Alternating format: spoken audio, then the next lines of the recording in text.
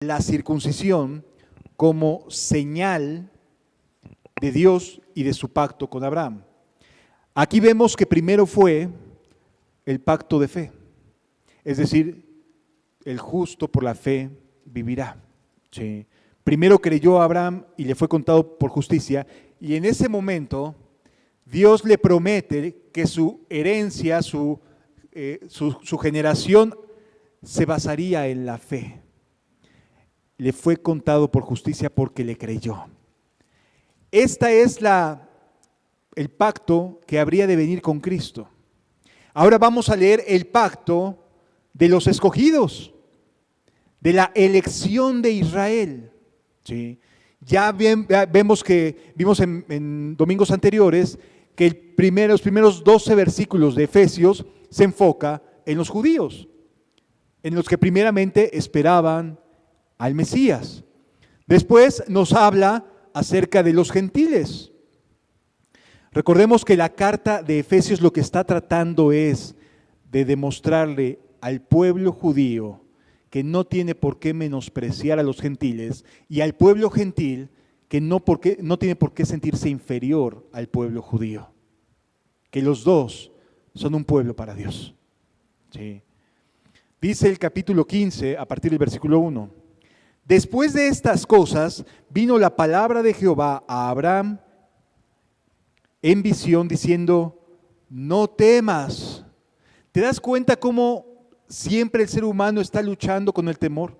Por esa razón leíamos en el Salmo la importancia que tiene confiar en Dios, porque el temor siempre está presente en todas las áreas de la vida del ser humano. Siempre estamos enfrentando desafíos. Después de estas cosas vino la palabra de Jehová, es capítulo 17, versículos 1 al 4. Capítulo 17, versículos 1 al 4. Era Abraham de 99 años. 99 años de edad, ya era todo un anciano el Señor. Cuando le apareció Jehová y le dijo: yo soy el Dios Todopoderoso. ¿Cómo se presenta Dios con Abraham? Como el Todopoderoso. No hay nada difícil para mí. Yo soy el Dios Todopoderoso. Anda delante de mí y sé perfecto, porque yo soy el Dios Todopoderoso. Y pondré mi pacto, dice la Escritura, y pondré mi pacto entre mí y ti, y te multiplicaré en gran manera. Entonces Abraham se postró sobre su rostro y Dios habló con él diciendo: he aquí mi pacto es contigo, y serás muchedumbre de gentes. Y no se llamará más tu nombre Abraham. Aquí le cambia el nombre. Cuando Dios le otorga el pacto de la circuncisión a Abraham, no solamente que le da el pacto, sino que también le da un nombre diferente. Literalmente le da una nueva vida, un nuevo nombre, una nueva motivación por la cual andar y por la cual vivir.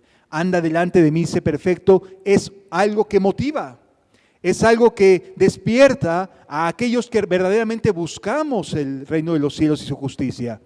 Anda delante de mí y sé perfecto. No es imposible porque estamos ante un Dios que dice que es todopoderoso. Así que andar delante de Él y ser perfecto no puede ser visto como una imposibilidad. Es algo posible por cuanto el Dios Todopoderoso me lo está pidiendo. Anda delante de mí y sé perfecto. Dice el versículo 3, entonces Abraham se postró sobre su rostro y Dios habló con él diciendo: he aquí, mi pacto es contigo y serás padre de muchedumbre de gentes. Y serás padre de muchedumbre de gentes. Aquí todavía no había nacido Isaac. Para este momento, el único que había nacido era Ismael. Sí. Ya en este punto, Abraham había tenido un hijo de la esclava de su esposa, llamado Ismael. Todavía no está aquí este Isaac como parte de esta promesa que Dios le está dando. Así que estamos viendo promesas previas a la llegada del hijo de donde vendría el pueblo de los judíos. ¿Sí? Y entonces dice, y no se llamará más tu nombre Abraham, sino que será tu nombre Abraham, porque te he puesto por padre de muchedumbre de gentes. ¿Y sabes cómo se llama el paraíso? El seno de Abraham, el lugar de Abraham. ¿Te imaginas cuando Dios le dio esta promesa? Abraham solamente pensaba en descendencia. Ahora que está en el cielo y que ve que están entrando y entrando y entrando y entrando en el paraíso, muchedumbre de gentes, seguro que dice, Dios es fiel. Aquello que me prometió, ser padre de muchedumbre, esa era una verdad. Porque ahora era por medio de la fe hoy en día. Abraham solo pensaba en la descendencia. Y sí, habría de venir el Cristo de la descendencia de Abraham. Esa es la elección. Pero la que viene por medio de la fe es la que Dios está dando de promesa aquí a Abraham. No se llamará tu nombre Abraham, sino Abraham, porque te he puesto por padre de muchedumbre de gentes. Y te multiplicaré en gran manera y haré naciones de ti, y reyes saldrán de ti. ¡Wow! Qué promesa para una persona que no tenía un hijo propio. Bueno, ya tenía a Ismael, pero no con la promesa de que fuera de Sara, su mujer, Sarai en ese momento. ¿Sí? Continúa diciendo la Escritura, y estableceré mi pacto entre mí y ti, y tu descendencia después de ti en sus generaciones por pacto perpetuo, para ser tu Dios y el de tu descendencia después de ti. Y te daré a ti y a tu descendencia después de ti la tierra que moras, toda la tierra de Canaán, en heredad perpetua, y seré el Dios de ellos. Aquí hay una promesa ya propia para su descendencia. La primera promesa es padre de muchedumbres, y le cambia el nombre y dice, tú eres Abraham. ¿Sí? Y ahora a continuación se enfoca en la tierra de Canaán y le dice, va a haber descendencia y aquí los voy a hacer morar. Y voy a hacer pacto. Si alcanzamos a ver la diferencia, una promesa es la promesa que nos alcanza a nosotros en Cristo Jesús, y otra la promesa de la elección judía, de esa raza de personas por las cuales habría de venir el Cristo. ¿De acuerdo? Continúa diciendo aquí la Escritura. Dijo de nuevo Dios a Abraham, en cuanto a ti guardarás mi pacto. En cuanto a ti guardarás mi pacto.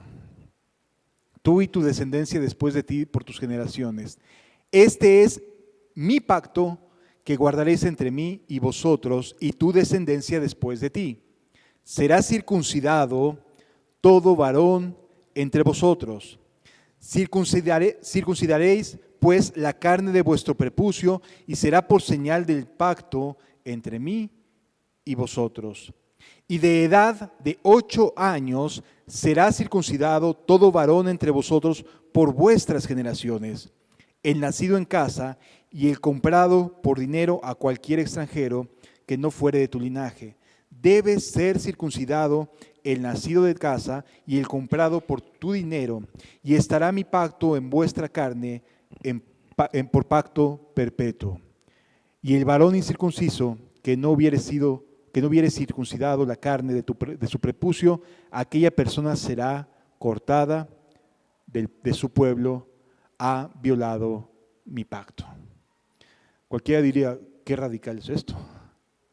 Pero es que entendamos que en aquellas épocas la gente no tenía más que tratarse de identificar con su nación, con su pueblo.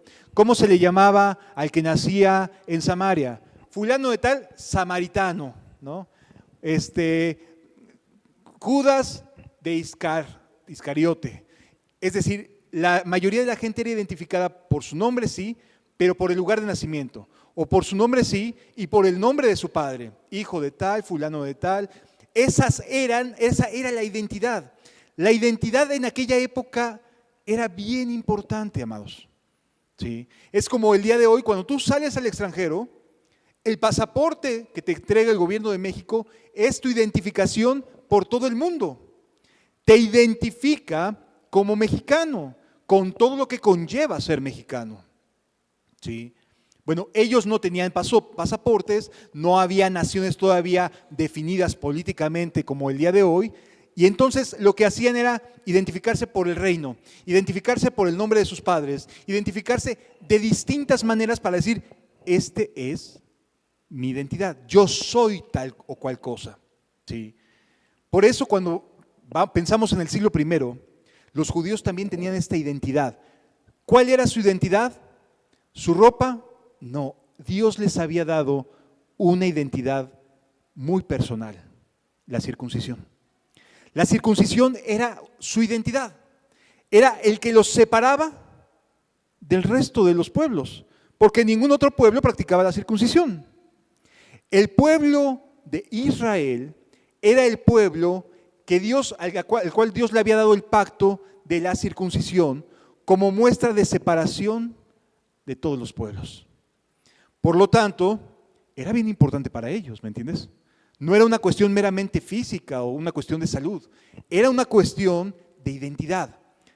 Era la manera en la que cada uno de manera muy íntima y personal sabía que era judío, porque a nadie más le circuncidaban. ¿Sí?